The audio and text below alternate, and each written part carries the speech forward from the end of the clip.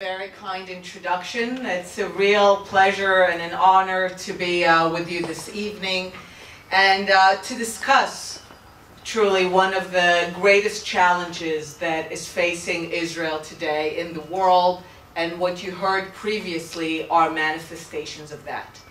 So I will begin by saying something, and you will excuse me if the language is harsh or militant, but this is war. Israel is right now at war.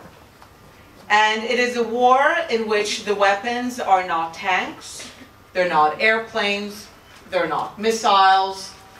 The war is waged with words, with images, with ideas. And these are the weapons of this war.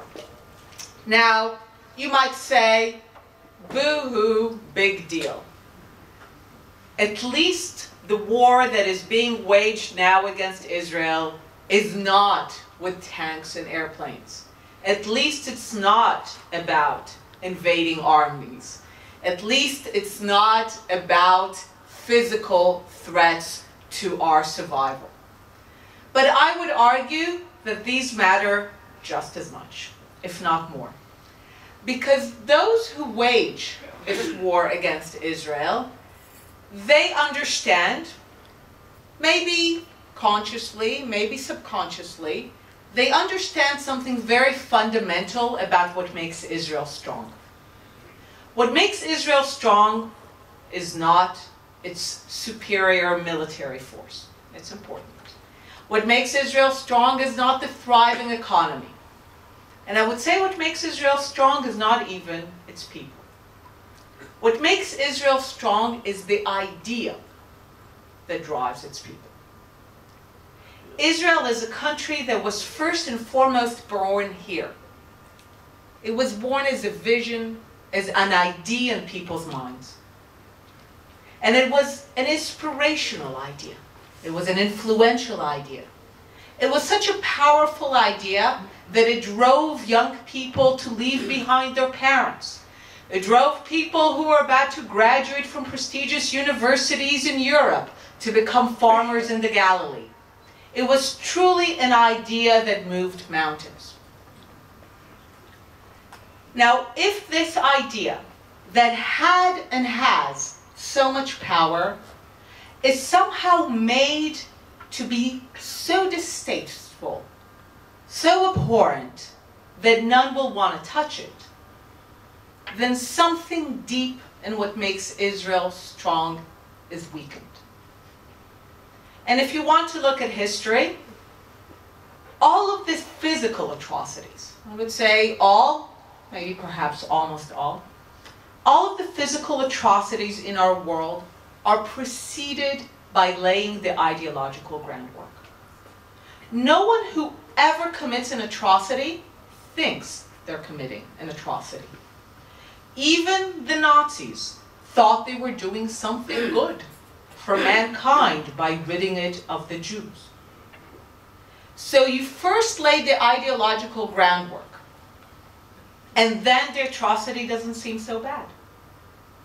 So if you create an ideological framework by which Zionism, the powerful idea that has created this reality, without this, none of this is here. If you create an ideological framework, a condition by which Zionism is equated with all that is evil in our world, even you here today who support Israel, if I say to you the word Zionism, you immediately know to tell me what are the words that are today associated with it in our world. It would be apartheid, genocide, crimes against humanity, ethnic cleansing. Now, we live in a world where we are always ready to believe the worst about everyone. You see it always on the news. The neighbor who's suddenly kind of charged with being a pedophile, and suddenly all the neighbors would say, yeah, there was something weird about him. And later when he's exonerated, that doesn't matter anymore. So we're ready to believe the worst. And people believe that there's no smoke without fire. So repeated enough time, show on enough placards, Zionism equals colonialism, Zionism equals apartheid, people will begin to believe it. And people will begin to think, if Zionism is so evil, so terrible, it almost becomes mandatory to get rid of its manifestation, the State of Israel. It no longer will be considered an atrocity. It will no longer be a tragedy if Israel doesn't exist, because it was so evil. It was all that is evil in our world. And notice how much time you spent here discussing the way that Israel is not apartheid. But just by making that discussion, we're losing. Because we are being forced to put the words Israel and apartheid in the same sentence. Even by denying it. Even by saying it's not true. This is part of how this war is being waged. Keep my distance. So the war is being waged with the idea that we will have to defend ourselves against the worst charges. And the sad thing is that there are still people who think that it is about facts, that it is about arguments, that it is about truth, right? We are here under an event of truth be told. The thinking perhaps is, say the truth has power. I wish it were so. Go even more. Oh, facts are not enough. Truth is not enough. If that were the case, we would not be in the situation of where we are today. Perhaps I will stop for a minute. No, you're going to take care of it? Okay, so I'll try to continue. So we need to understand that those who wage the war, they don't care about facts. They don't care about truth. Use the other mic. Use the other mic. The other mic. Is there another mic? The other mic, if you turn it off, probably it'll be fine. That could be the problem also. You're saying if we turn this off, maybe that's the problem? Yeah.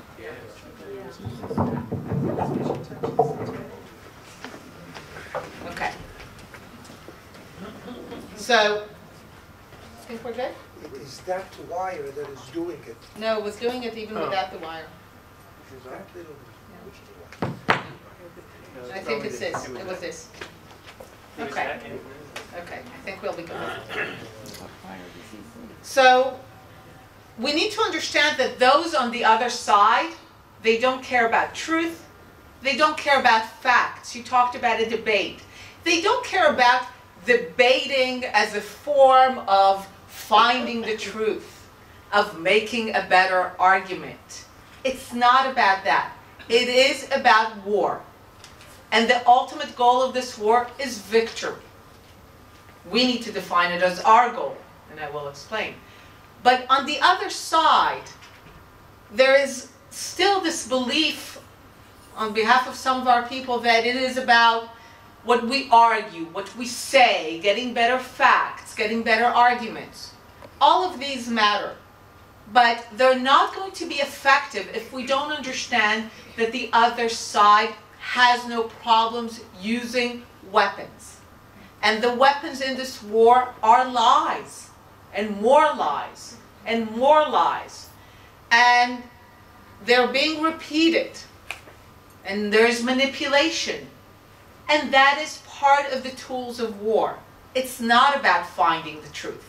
It's not about figuring out what are the facts. And what is the goal of this war? What is the end? What is the purpose? Quite simply, the end of Zionism, the end of the State of Israel. Because this war is merely the next phase in a variety of wars that have been waged against Israel by a variety of means. By invading armies, by terrorism, by economic strangulation of states. I'm not talking about BDS yet. Israel has had to face all of these challenges. And why? Because at the core, the Zionist idea the simple, inspirational idea that the Jewish people as a people, not as a religion, as a people, have the right to self-determination in the only land that they could ever call their own, that powerful idea is still denied.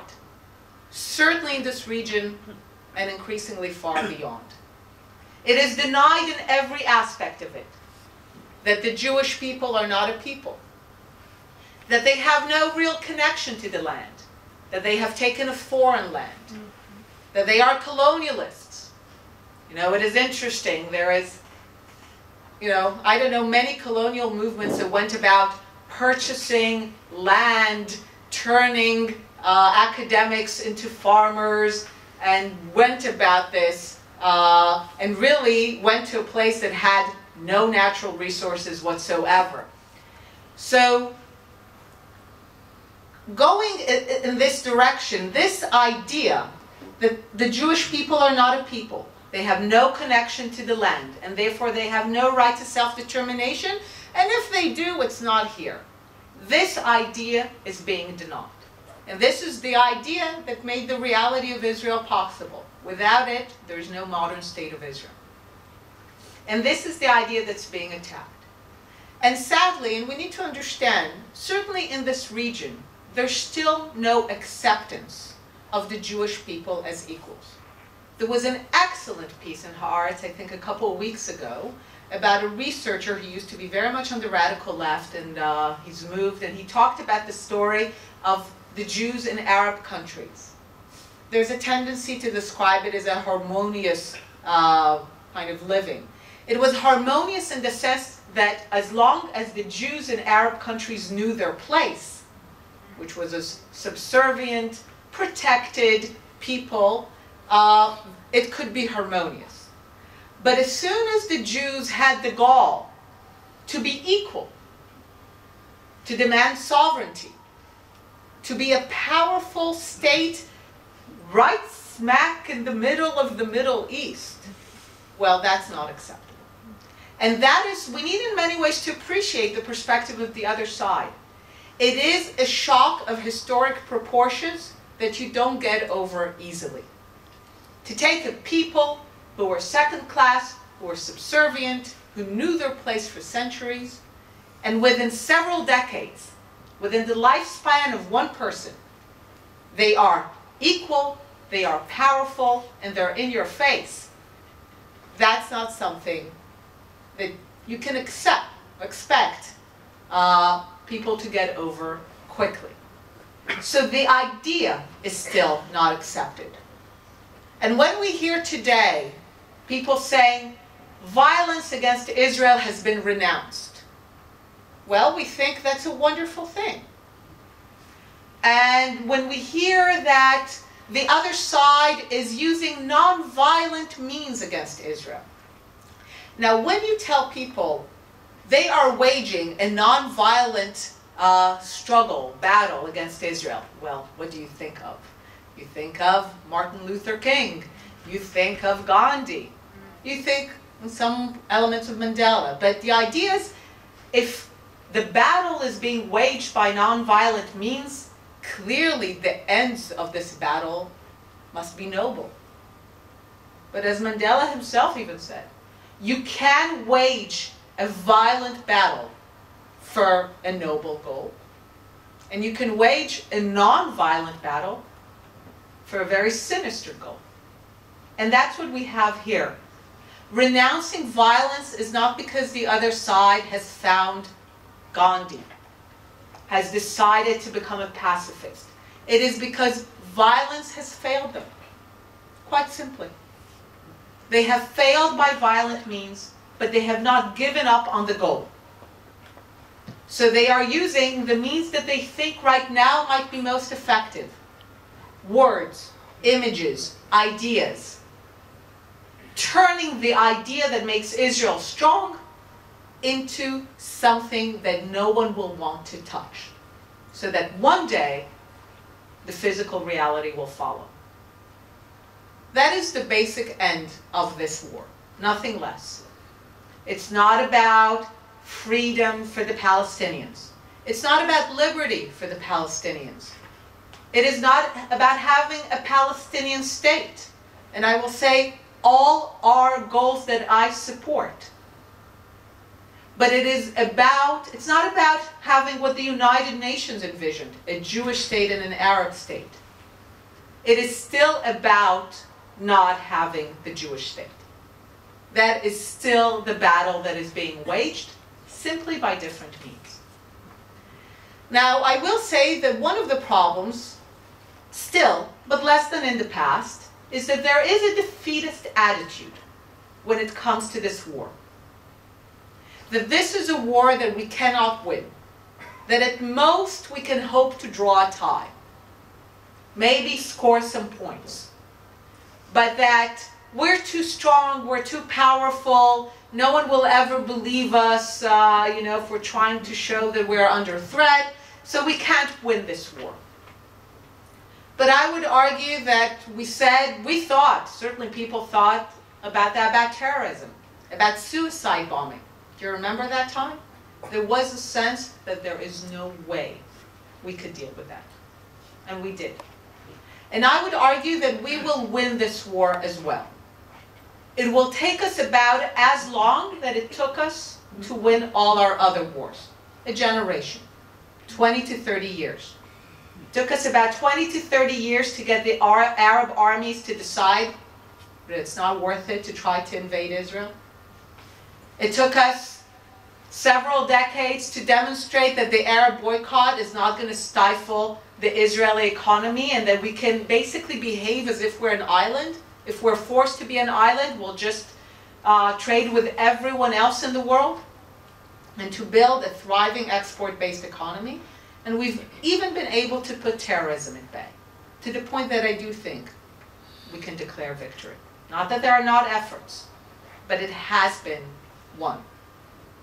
And it will take us time to win this war, and we will make a lot of mistakes on the way, as we have in our past wars. But we will win. And how do I define victory?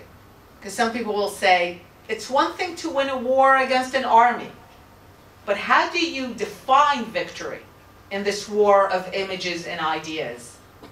And I say quite simply, the definition of victory is the day that those who hold these opinions, who voice these opinions that we've heard against Israel, against Zionism, will have the social acceptability of neo-Nazis.